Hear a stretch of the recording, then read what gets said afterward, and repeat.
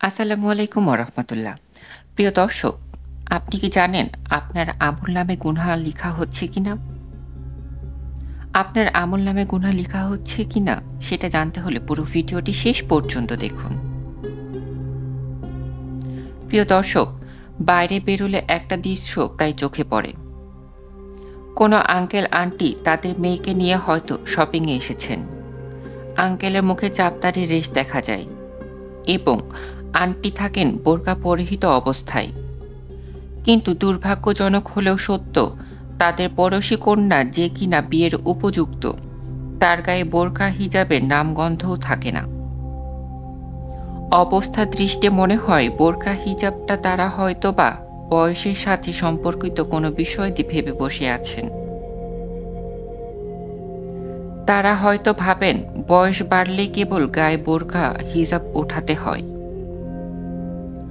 উর্বর তারুণ্যে ভরা যৌবনে খোলামেলা চলাফেরাটাই তাদের কাছে কেমন যেন যুক্তিযুক্ত।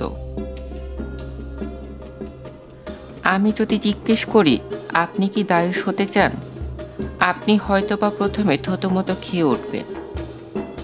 অবাক হয়ে পাল্টা জানতে চাইবেন, দায়ুষ আবার কি? আপনি জানেন না দায়ুষ কাকে বলে? কিন্তু নিজের অজান্তে অগোচরে আপনি হয়তো দায়ুষ হয়ে বসে আছেন। দায়ুষ হচ্ছে সে ব্যক্তি যার অধীনস্থ নারীগণ বেপরদা চলাফেরা করে।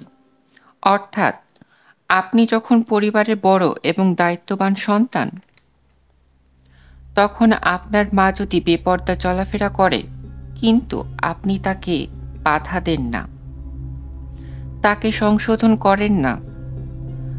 আপনার বোন যদি বেপরদা চলাফেরা করে, তাতে যদি আপনার পরিবারের কর্তা হওয়া সত্ত্বেও সংশোধন না করেন, আপনার স্ত্রী যদি তার মহরম নয় এমন পুরুষদের সাথে মেলামেশা করে, বেপরদা তাদের সামনে যায়, কথাবার্তা বলে এবং তাদের যদি আপনি সতর্ক না করেন, তাহলে আপনাকে বলা হবে দায়ুষ। একজন দায়ুষের সবচেয়ে বড় শাস্তি হচ্ছে এই, সে জান্নাতের খুশবু পর্যন্ত পাবে না। অথচ জান্নাতের খুশবু 40,000 বছর দূরত্ব থাকলেও পাওয়া যায়। 40,000 বছর দূরত্বে থাকলেও যার সৌরভ নাকে আসে, দায়ুষ ব্যক্তির নাকে সেই সৌরভের কণা মাত্র তার কাছে কখনোই পৌঁছাবে না। তাহলে ভাবুন, জান্নাতের সীমানা থেকে কতখানি দূরে রাখা হবে। দায়ুষ ব্যক্তির আরেকটা চরম শাস্তি হচ্ছে, কিয়ামতের দিন আল্লাহ সুবহানাহু ওয়া তাআলা তার দিকে তাকাবেন না। সেই দিন অনেক গুনাহগার থাকবে, তাদের দিকে আল্লাহ সুবহানাহু ওয়া তাআলা তার রহমতের দৃষ্টি দিবেন, তাদের ক্ষমা করে দিবেন। কিন্তু দায়ুষ যে তার অধীনস্থ নারীদের পর্দার ব্যাপারে খেয়াল রাখা ছিল না, যে তাদের পর্দার চলাফেরার কোনো সমস্যা দেখত না, তার দিকে মহান আল্লাহ তাআলা তাকাবেন না। তার রব তার দিকে তাকাবেন না। একজন মুসলিমের জন্য এর চাইতে বড় শাস্তি আর কি হতে পারে? আপনি নিজের হাতে গুনহ কামাচ্ছেন না, কিন্তু আপনার আমলনামায় গুনহ লেখা হচ্ছে কেবল আপনার অধীনস্থ নারীকুলের বেপরদা চলাফেরার কারণে।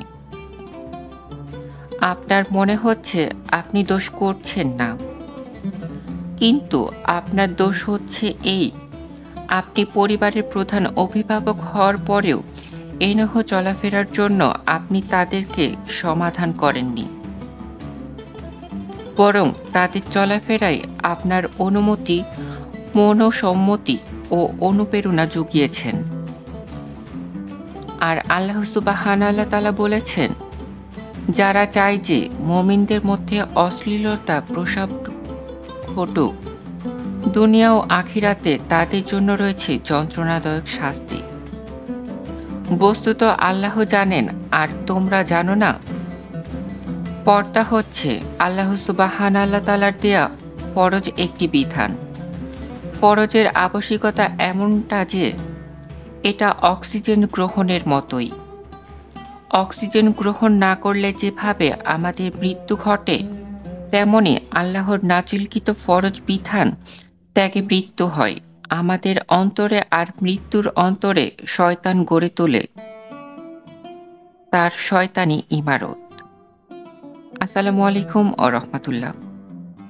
প্রিয় দর্শক, ভিডিওটি ভালো লাগলে আমাদের চ্যানেলটি সাবস্ক্রাইব করুন, লাইক করুন, শেয়ার করুন এবং কমেন্ট করতে অবশ্যই ভুলবেন না।